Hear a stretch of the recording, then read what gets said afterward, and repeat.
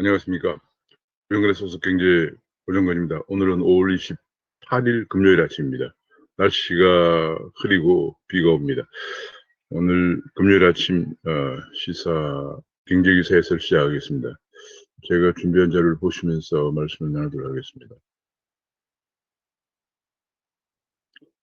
이게 쏙쏙 들어가도록 경제기사를 쉽게 쓰여드리는 명품 시사에서 5월 28일 아침입니다. 구독과 알림 설정 부탁드립니다. 한국은행에 의하면 올해 성장률을 3%에서 4%로 성장 전망을 상향 조정했습니다. 물가 상승률도 1.8% 올라갈 것으로 전망을 했습니다. 지금 현재 가장 큰 요인은 글로벌 수요가 세계 경제가 회복이 되면서 가파른 수출이 회복이 되면서 성장률이 올라갈 것으로 전망을 하고 있습니다. 제가 내용을 좀 자세하게 한번 보니까요. 민간 소비는 지난해 마이너스 4.9였기 때문에 2.5라고 하는 것은 민간 소비가 회복이 되었다고는 볼 수가 없습니다. 지난번에 기저효과도 회복이 다 안 된 그런 상태고요. 설비 투자의 경우는 2020년에도 6.8%였는데 주로 반도체 투자에 증가에 힘입어서 6.8%였는데 금년에도 반도체 등 설비가 투자가 증가하면서 7.5%가 될 것으로 전망을 하고 있습니다. 건설 투자는 지난해 마이너스 0.1%였는데 1.4%로 기저 효과를 고려하면 소폭 회복되는 것으로 나왔습니다. 상품 수출이 작년에 마이너스 0.5에서 금년에 9.0으로 기저 효과를 넘어서 크게 회복되는 것으로 나오고 있습니다. 그러니까 결과적으로 수출이 크게 회복되면서 세계 경제의 그 반등에 따라서 수출이 크게 회복이 되면서 설비 투자도 증가하고 그것이 우리 경제를 4.0%의 성장을 이끄는데 아직도 민간 소비는 기저효과가 작년에 마이너스 4.9였기 때문에 2.5 정도 성장 가지고는 작년에 마이너스가 되었던 기저효과를 회복시키지 못할 것으로 그렇게 전망을 하고 있습니다. 물가 상승률은 금년에 1.8%, 하반기 2.0% 정도 전망이 되어서 한국의 물가 상승률 목표가 2.0입니다. 그 2.0에 도달하게 되면서 금리 인상 가능성이 하반기 중에 금리 인상 가능성이 높아지고 있습니다. 그래서 지금 현재 성장률 전망이 1%포인트 올려 잡았지만은 양질의 고용이 없으면 속빈 강경이다. 예컨대 지금 4월 취업자가 65만 명이 늘었다고 하지만 주로 노장년의 허들의 일자리 중심이고 고용 중추인 30대, 40대 일자리는 오히려 감소했다. 그러면서 재정 일자리 비중이 여전히 높다. 이런 지적을 하고 나오고 있습니다. 그래서 이주일 하는 종교도 금리 정책을 실기하지 않겠다 해서 하반기에 금리 인상 가능성을 강력하게 시사를 했습니다. 그런 반면에 재정정책은 돈을 더 푼다 이런 얘기가 됐습니다. 아마 금년에 2차 추경도 또 시사를 하고 있습니다. 계속 그 돈을 풀겠다 그런 얘기인데요. 지금 내년에도 확장 재정 기조를 유지한다 그런 얘기입니다. 지금 금년 문재인 정부 들어서 계속 재정 지출을 명목 성장률을 훨씬 넘어선 9% 수준을 계속 유지해 오고 있습니다. 그렇게 되면서 재정 적자가 늘고 국가 채무가 증가하는 것 하고 있는데도 내년에도 마지막까지 돈을 계속 풀어서 확정 재정을 유지하겠다. 특히 뭐 내년은 대선이 있기 때문에 이미 이런 기조가 될 것으로 예상을 하고 있습니다. 해왔습니다. 돈 풀기를 통해서 그야말로 현금 살포를 통해서 지난 4.15 총선에도 재미를 봤기 때문에 내년 대선도 여전히 돈 풀기로 나갈 것이다 이렇게 전망이 되어왔습니다. 돈을 풀겠다는 정부와 금리를 올린다는 한원의 엇박자가 나오고 있다. 그런 보고가 분석이 나오고 있고 결국은 국가 채무 비율이 계속 올라가면서 아마 금년 중에 지금 여기는 이제 전망이 965조 국가 채무를 얘기했는데 금년 중에 2차 추경 뭐 이런 걸 포함하면 아마 1000조에 육박할 것으로 이렇게 전망이 되고 있는 상황입니다. 금년에 국가 채무 비율이 여기는 이제 48.2%로 나와 있는데 이미 벌써 50% 육박을 할 거고요. 조만간에 60%까지도 올라갈 것으로 그렇게 전망이 되고 있습니다. 그러면서 재정 신인도가 하락할 것으로 비기주통하고 통화국이기 때문에 한국은 재정신도 하락하면은 국가 신용도 떨어지고 또 외국인 투자 자금이 나가면서 큰 위기 상황이 올 가능성도 큽니다. 한국은 지금 현재 국가 채무도 많지만은 국가 채무도 5천억 달러가 넘지만은 외국인 투자 자금이 자본시장에 들어온 자금이 8천억 달러가 넘는 그런 상황입니다. 그런 면에서 재정의 건전성과 대외 신도를 계속 유지하는 것이 굉장히 중요한데 지금 내년 또 대선도 다가오고 하니까 지금 뭐 막무가내 식으로 돈을 풀겠다 이런 어제 청와대 재정 전략회의 국가재정전략회의가 있었습니다. 지금 남은 1년도 빚을 늘린다는 재정전략, 결국은 차기 정권의 폭탄 돌리기밖에 안 된다 그런 얘기입니다. 그런 가운데 다음 달 2일에 문재인 대통령이 이번 그 한미 정상회담에 큰 공을 세운 4대 그룹 총수와 단독 회담을 올 오찬하면 오찬 회동을 한다고 합니다. 미국에 44조 원에 달하는 엄청난 돈을 투자하면서 한미 경제동맹의 견인을 해준 데 대한 격려와 감사의 표시 요청을 한다고 합니다. 근데 문제는 이것이 이제 문재인 대통령 취임 후에 4년 만에 처음 오찬이라고 합니다.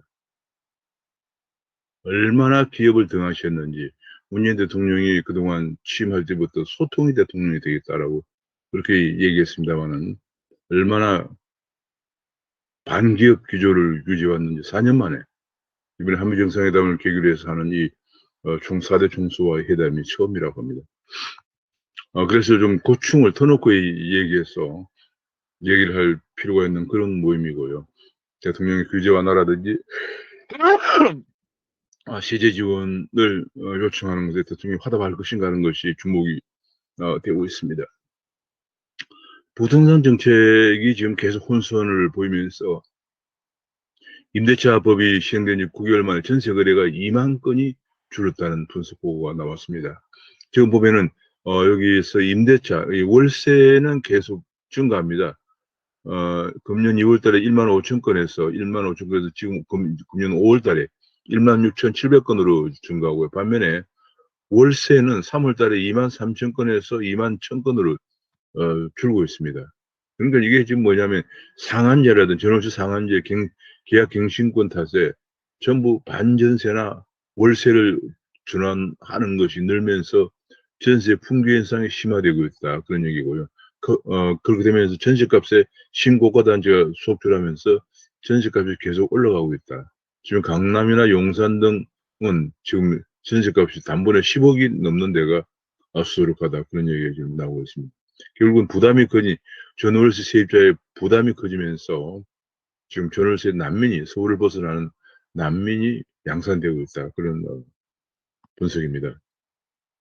그러다 보니까 빌라까지 전세난이 번져서 패닉 바잉도 확산되고 있다 그런 얘기입니다.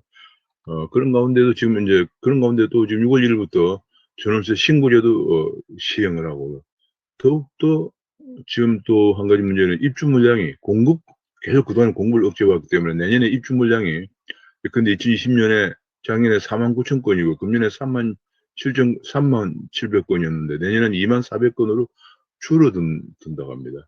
입주 물량이 줄어들면서 지금 전세가 더 귀해질 전망이다 그런 얘기입니다. 정말 문재인 정부의 부동산 정책은 총체적인 실패를 기록하고 있는 상황입니다. 그런 가운데 지금 또 한 가지 더 놀라운 것은 임대사업자에게 주던 세제혜택을 축소하고 새로운 임대주택은 완전히 지금 폐지한다 그런 얘기가 나왔습니다. 지금 말이죠. 이게 지금 계속 부동산 정책이 실패하면서 전월세 가격이 올라가서 서민들을 더욱더 힘들게 하고 있는 가운데 민간 임대사업자는 이제 안 된다, 더 이상 안 된다 그런 얘기입니다. 지금 정부는 계속 공공임대를 강조하면서 민간 임대 사업을 이제 완전히 철폐하려고 하는 그런 움직임을 보이고 있습니다. 정말 안타깝습니다. 도대체 어떤 일은 발생을 하고 있는 것인지 도무지 이해가 되지 않는 서민들을 계속 빈곤층으로 전월세 난민으로 몰아내면서 공급이 안 돼가지고 전월세 가격이 더 올라갈 전망이 분명한데도 민간 임대 사업의 세제 혜택을 축소한다 그런 얘기입니다. 그래서 지금 다세대 임대 사업자들의 완전 폐지로 기존 사업이 임대 기간이 만료가 되면 완전히 임대사업자 등록을 말소한다고 합니다. 전월세 불안이 더 커질 것이다. 그런 얘기입니다.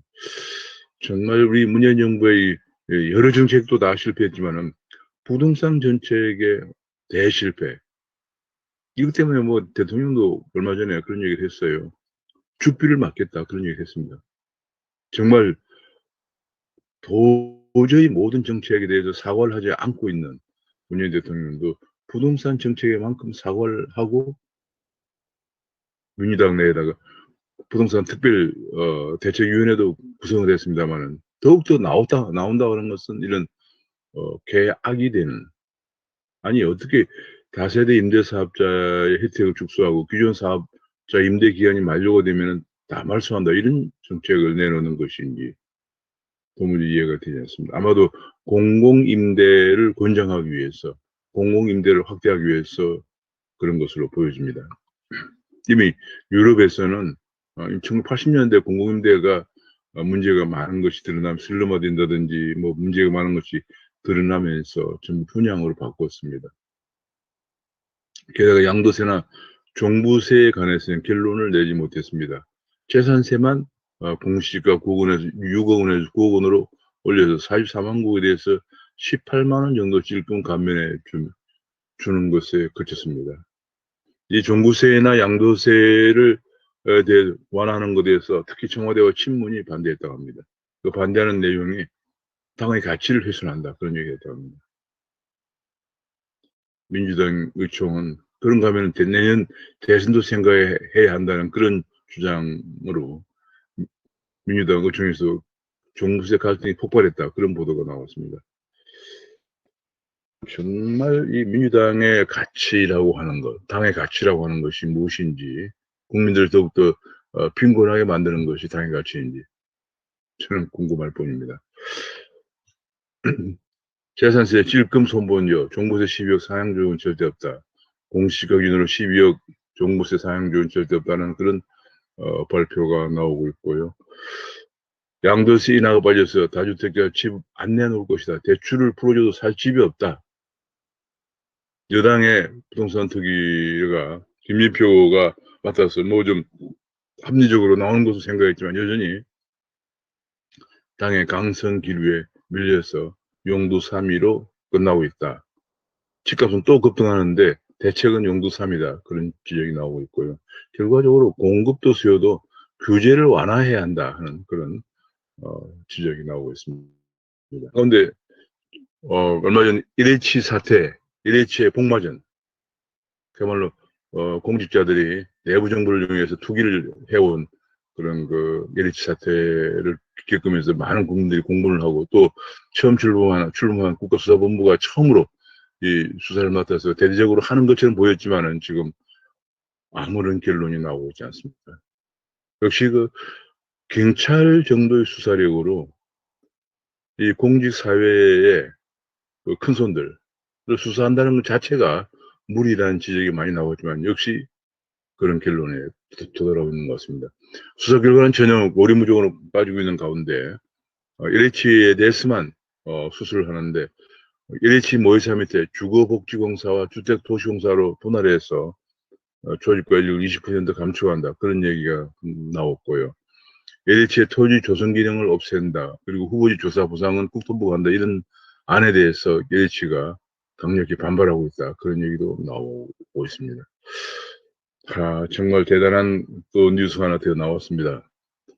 고용 참사를 초래한 소주성의 주역 홍장표 교수를 KDI 원장 임명을 어제 드디어 했습니다. KDI의 고참 원로 출신들이 안 된다. 지금 한국 경제를 이렇게 파탄낸, 그리고 경제의 기본적인 이해도 좀 못하고 있는, 이게 바로 이제 KDI 그 원로들 한 얘기입니다. 못하고 한국 경제를 완전히 파탄낸 소주성 역을 KDI 원장에 임명한다는 것은 안 된다라는 그런 성명까지 냈습니다만 어제 드디어 강행을 했습니다. 뭐 대통령의 어떻게 보면 의리가 있다고 할 것인지 아니면 오기라고 할 것인지, 제가 지금까지 보면서 부동산 정책 외에는 단 한 건도 사과를 한 적이 없습니다. 뭐 대통령의 오기라고 봐야 되겠네요. 자, 그래서 뭐 이거는 엉터리 소주성 장본인이 기대 원장으로 온다는 것은 해외 토픽감으로 국민을 운용하는 처사다 하는 것이 신문에 사설에 실리게 됐습니다. 암호화폐가 지금 행보를 보이고 있습니다. 전반적으로 지금 암호화폐는 행보 소폭, 어제는 또 소폭 올랐다가 오늘은 소폭 하락하면서 행보를 보이고 있습니다. 비트코인 같은 경우는 현재 보면은 비트코인이 지금 38,947달러를 기록하면서 하락한 후에 행보를 보이고 있고요. 지금 한국에서도 업비트 마켓 인덱스나 업비트 알트코인 인덱스가 행보를 보이고 있습니다. 한국에서 비트코인은 4,733만 원을 기록했습니다. 4,733만 원을 기록하면서 지금 현재 보면은 이 비트코인이 좀 이렇게 거의 좀 상승했다가 하락했다가 지금 현재 거의 4천만 원 초반대까지 하락했다가 지금 4,700만 원까지 올라가 있는 상태입니다. 그런 가운데 가상화폐 투자자가 587만 명에 달했다. 한 달 동안에 저번 달만 해도 191만 명이 뛰어들어서 한국에서 가상화폐 투자자가 587만 명이 달한 정말 대단합니다. 보고서는 이것은 이제 국내 4대 가상화폐 거래소 가입자입니다. 4대 외에도 있기 때문에 더 많은 사람이 암호화폐에 투자하고 있다 이렇게 볼 수가 있습니다. 현재 우리나라에서 주식 투자자가 약 1,000만 명에 달하고 있습니다.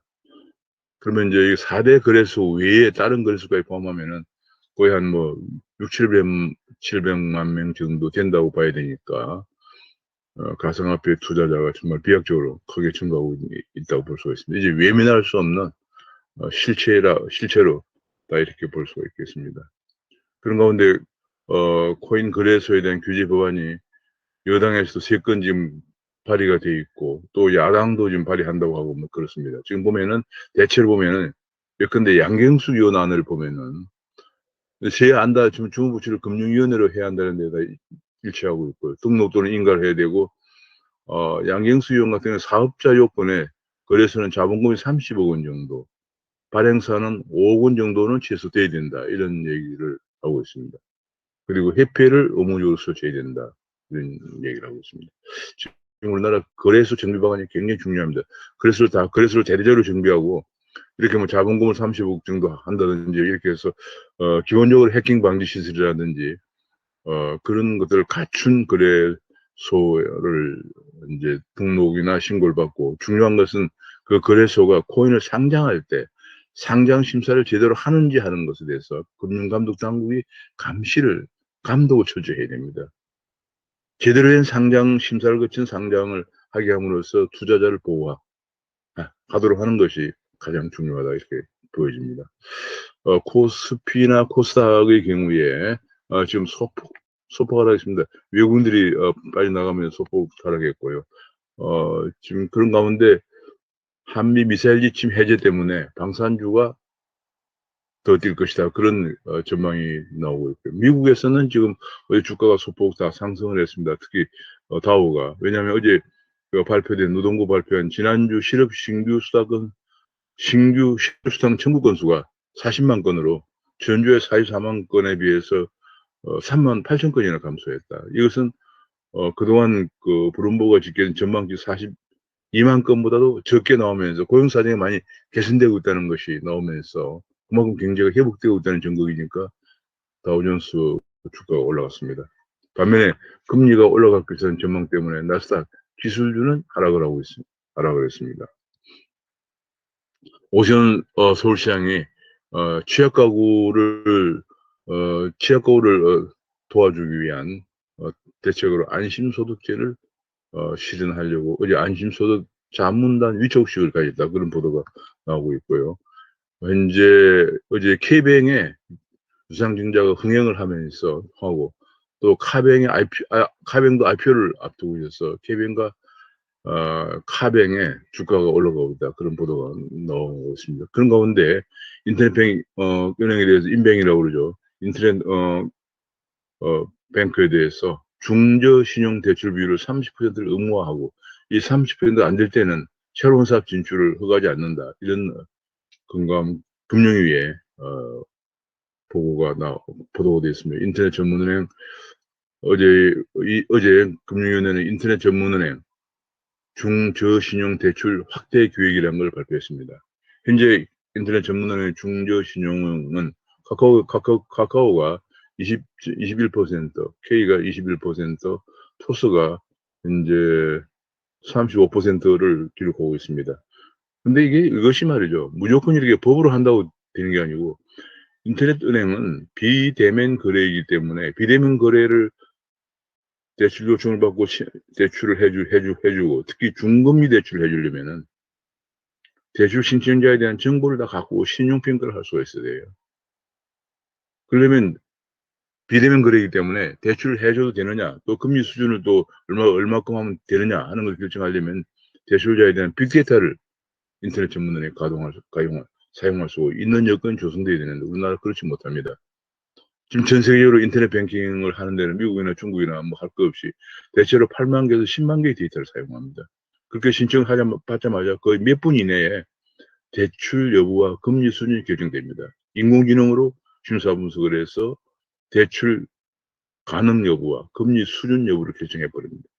근데 우리나라는 가용할 수 있는 빅데이터가 뭐 얼마 되지도 않기 때문에 뭐 제가 알기로 한 100여 개 이내밖에 안 되기 때문에 사실상 인공지능 심사 분석이나 제대로 된 심사 분석을 할 수가 없는 상황입니다. 그래서 이것이 안 늘어나는 거예요. 빅데이터를 가용할 수 있도록 여건을 조성하는 게 가장 중요하고, 그 여건만 조성되면은 인터넷 전문의 가장 큰 특징이 지금까지 한 번도 금융을 사용해보지 않았던 사람들에게 금융을 빅데이터 분석을 통해서 제공할 수 있다는 것이거든요.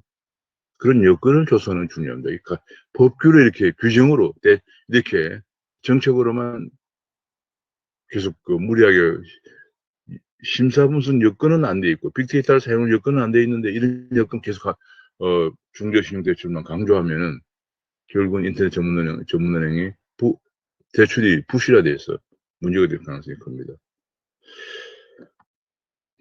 그런 가운데 과도한 금산 분리가 인터넷 은행의 성장을 막는다는 어제 학계의 발표가 나왔습니다. 손실보상에 대해서 소급 대신 입법 당일부터 적용하는 건 좋다. 손실보상 소급 적용 안 된다 하는 기재부의 주장이 나왔습니다. 지금 플랫폼 갈등이 법률이나 성행 분야도 플랫폼 갈등이 일어나고 있습니다. 그러나 제2의 타다가 돼서는 안 된다. 지금 4차 산업혁명으로 하는 것이 플랫폼 산업이 발전하는 것이에요. 4차 산업의 특징은 모바일을 이용해서 전부 다 모바일로 접속하기 때문에 모바일에 깔려있는 플랫폼을 이용해서 사업을 하는 것인데 여기에 관해서 구시대적인 아날로그식 발상으로 플랫폼 사업을 관여하고 있는 그런 기존 기득권에서 이것을 못하게 한다는 것은 4차 산업혁명을 그만큼 지연시키는 것이다. 이렇게 되면 안 된다는 얘기가 뭐 당연히 나오고 있습니다. 지금 자동차 노조에서 비정규직을 직고용하러 압박을 가하고 있답니다. 이건 뭐 자동차 회사의 여건은 고려하지 않고 노조의 세력 분리기죠. 세력 분리기를 해서 이렇게 지금 하고 있는 거죠. 오세훈 시장이 아라뱃길 사업의 부활을 시동을 걸고 있다는 얘기가 나왔습니다.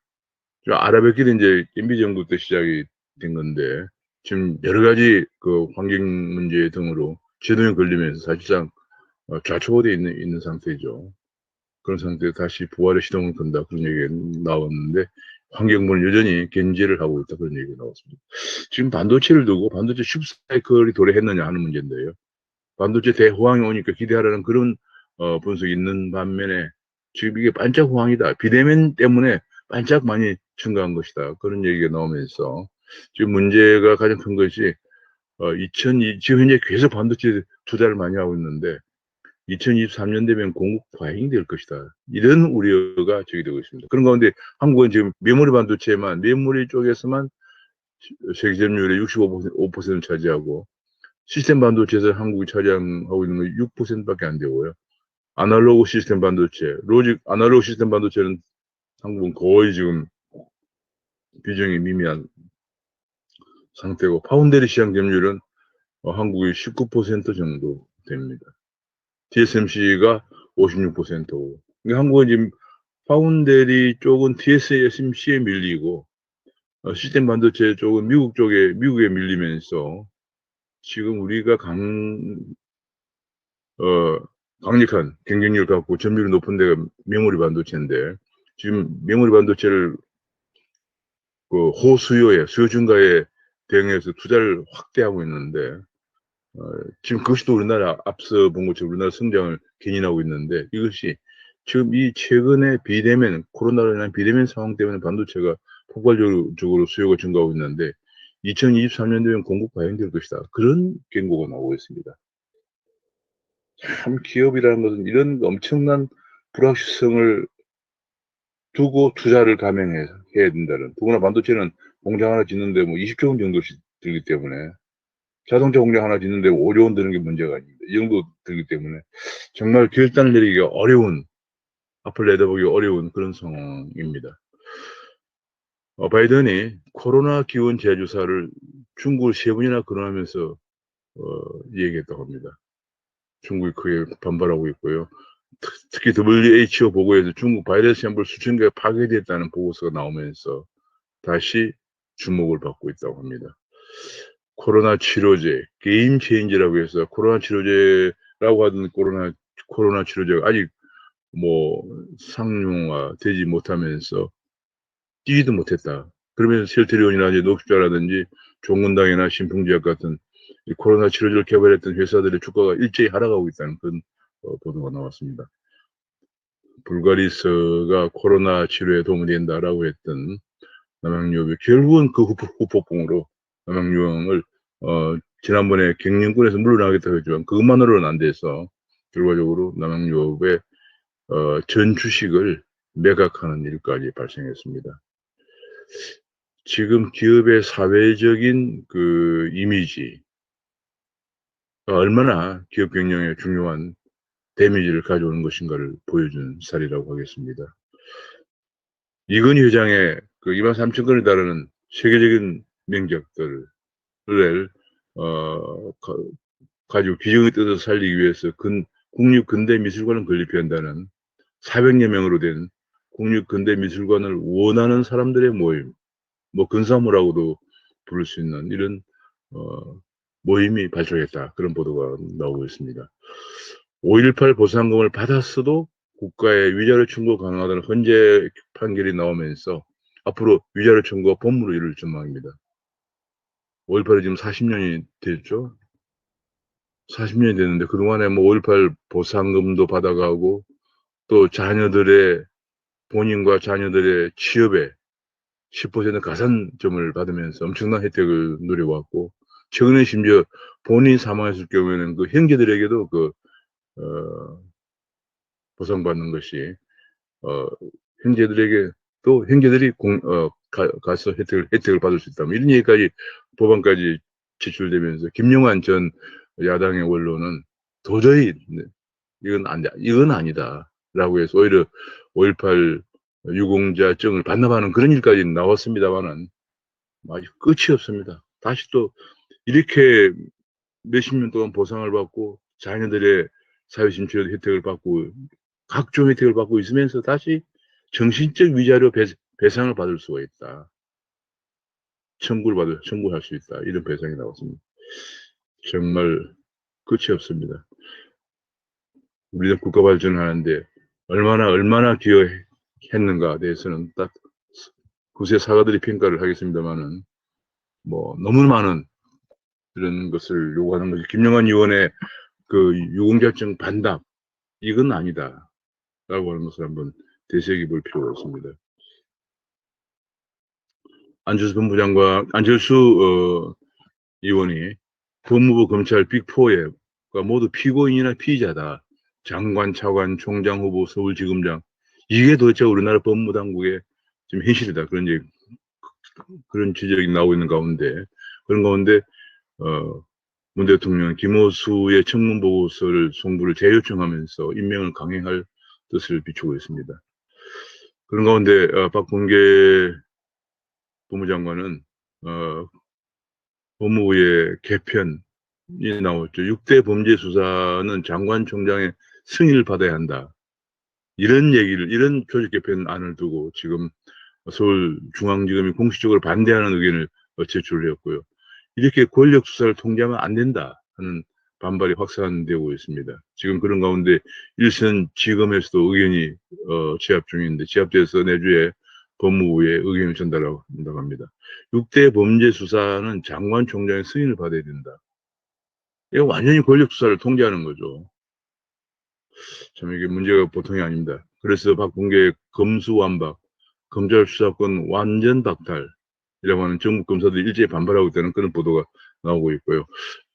지금 미국에서 한미 정상회담이 끝나자마자 중국을 견제하는 쿼드 대면 회의가 가을에 개최되는데 한국 역할도 기대가 된다고 동참을 우회적으로 요구하고 있다는 그런 보도가 나왔습니다. 그런 가운데 문 대통령이 벌써부터 한미 연합훈련은 어렵다, 대규모 연합훈련은 어렵다라고 하면서 8월에 있을 한미 연합훈련이 벌써 주목이 되고 있고요. 연합훈련의 기동 여부가 동맹 복원의 판가름할 첫 시험대가 될 것이다, 이런 지적이 나오고 있는데, 연합훈련을 올해도 안 한다면 한미 정상회담은 남북 이벤트용이었나, 이런 지적도 나오고 있습니다. 그런 가운데 현재 중국이 서해를 계속 침략을 하고 있습니다. 근데 지금 이제 남진해에서 필리핀이나 베트남은 중국의 침략에 대해서 베트남이나 필리핀은 당당히 대응을 하고 있는데, 우리는 왜 이렇게 주권 국가로서 맞서지 않느냐, 대응을 하지 않느냐, 한마디 말도 없느냐, 이런 지적들이 나오고 있습니다. 정말 우리나라의 그 중국에 대한 저자세, 또 북한에 대한 또 자세, 뭐 북한 핵과 미사일 연계도 증가하는데 불구하고 우리는 뭐 한미 연합훈련도 안 하고 북한을 어떻게 하면 더 지원해 줄까, 대북 안보리 제재를 해제할까만 계속 초점을 맞추고 있는 문재인 정부 정책에 대해서, 대중정책, 대북정책에 대해서 질타하는 칼럼도 실렸습니다. 지금 뭐 여러 가지로 지금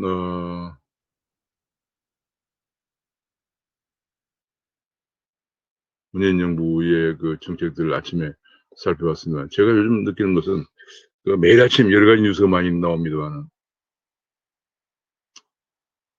참 문재인 정부의 정책이 부동산 정책도 그렇고 뭐 대북 정책도 그렇고 뭐 경제적 재정 정책도 그렇고 어느 것 하나 좀 제대로 되는 것이 없는 상황입니다. 오직 그러나 그런 가운데 더구나 정책의 대실패를 가져온 소주성을 주도해왔던 홍장표 교수를 다시 KDI 원장으로 임명하는 오기까지 보이고 있고요. 부동산 정책은 지금 뭐 청와대 출신들과 여당의 강경파들에 의해서, 강경 친문들에 의해서 종부세나 양도세 완화는 지금 오리무중이다, 그런 상황이고, LH 그 투기 사건을 두고 엄청난 투기 사건, 국민의 공물을 산 투기 사건 수사도 지금 오리무중이고, 그런 가운데에서 권력행 수사는, 6대 범죄 수사는 법무장관이나 검찰총장의 승인을 받아서 해야 된다. 지금 우리나라가 지금 어디로 가고 있는 것인가? 이게 과연 자유민주주의 국가를 지향하고 있는 것인가? 대해서 의구심이 나오지 않을 수 없는 정책들과 발언들이 뭐 속속 나오고 있는 이런 상황입니다. 오늘 아침은 여기서 마치겠습니다. 감사합니다.